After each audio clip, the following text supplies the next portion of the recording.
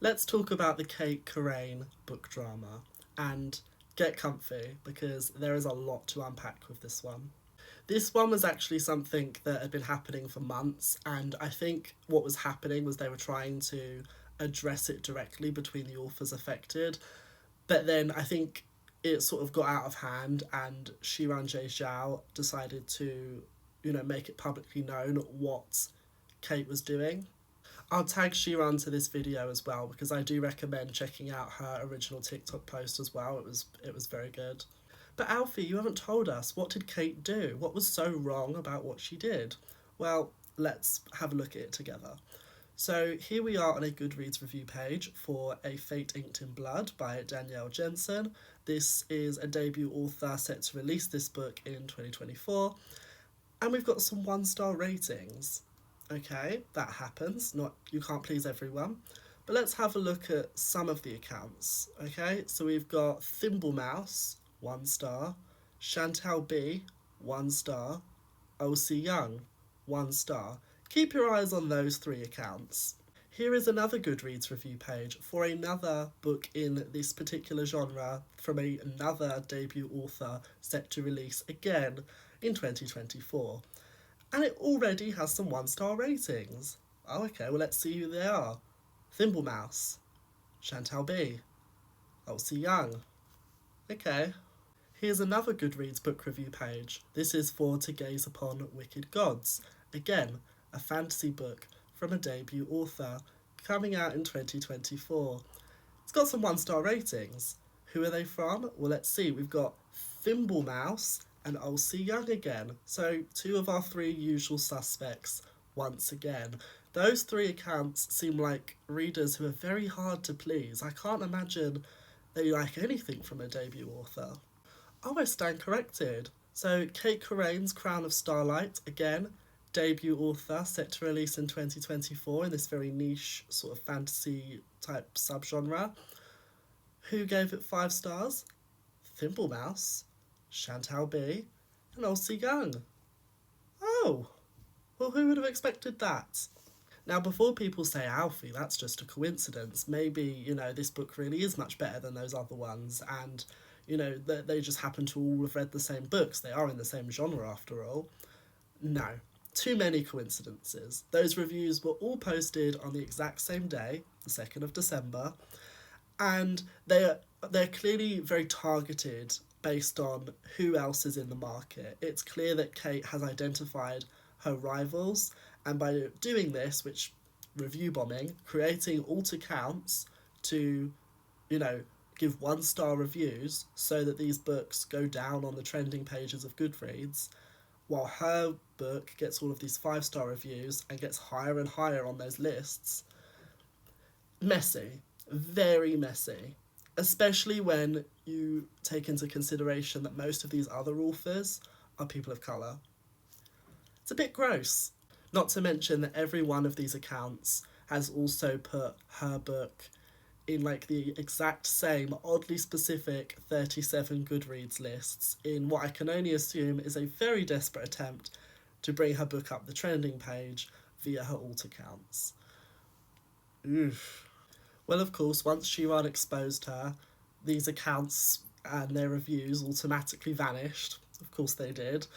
And, of course, Cait had to respond, so she said, nasty surprise of the day was learning that there were fake accounts messing with my Goodreads ratings recently. If you've actually read my book and want to rate and review, that would be great.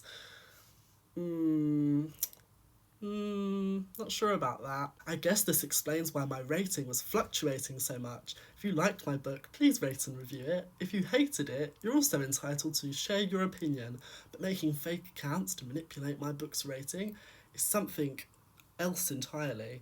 I'm gonna go be sad now. She was probably sad because a lot of people were not buying this fake excuse. And so that's when she shifts gears and comes up with a different excuse. She now claims that these alt accounts and their fake 1 star review bombs were actually a fabrication of one of her good friends called Lily.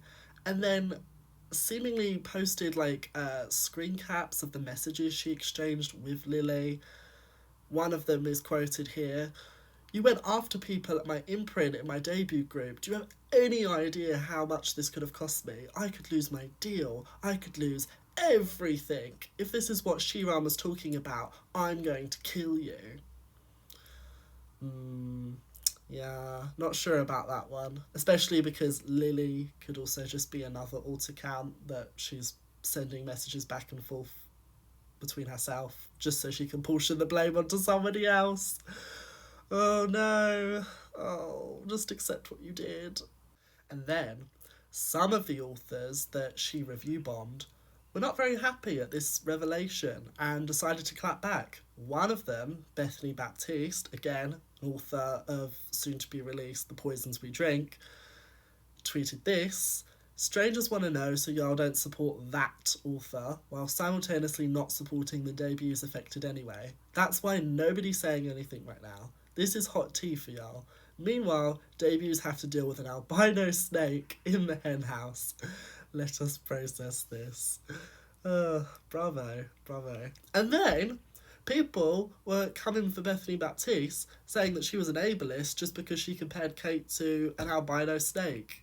You know, completely missing the point of all of this, but I guess it's, you know, easier to find fault in a black author. Okay.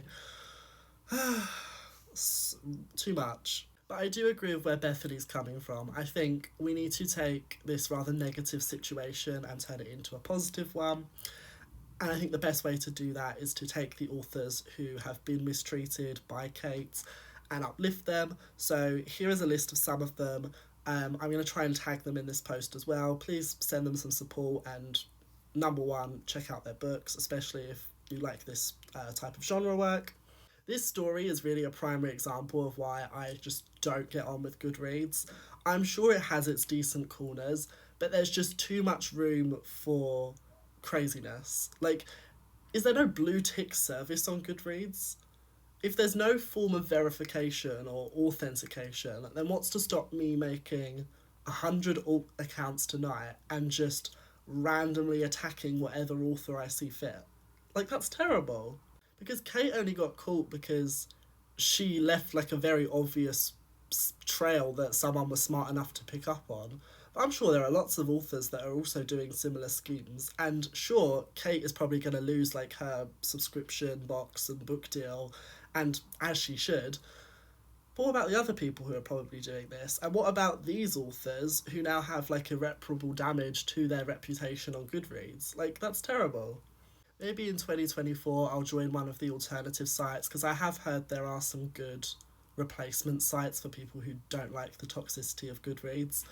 But overall, I just want a site where it's a social media for book lovers, but it doesn't denigrate writing or reading to a popularity contest. You know what I mean? Because that's what's motivated this person to do these very messed up things. So I think there's a lesson in all of this. But let me know what you think. This is Cait's fault, but is there a wider responsibility from Goodreads to make sure that fair practice and professionalism is actually happening on their site? Have you read any of these books? Do you recommend any of these authors? Let me know in the comments below.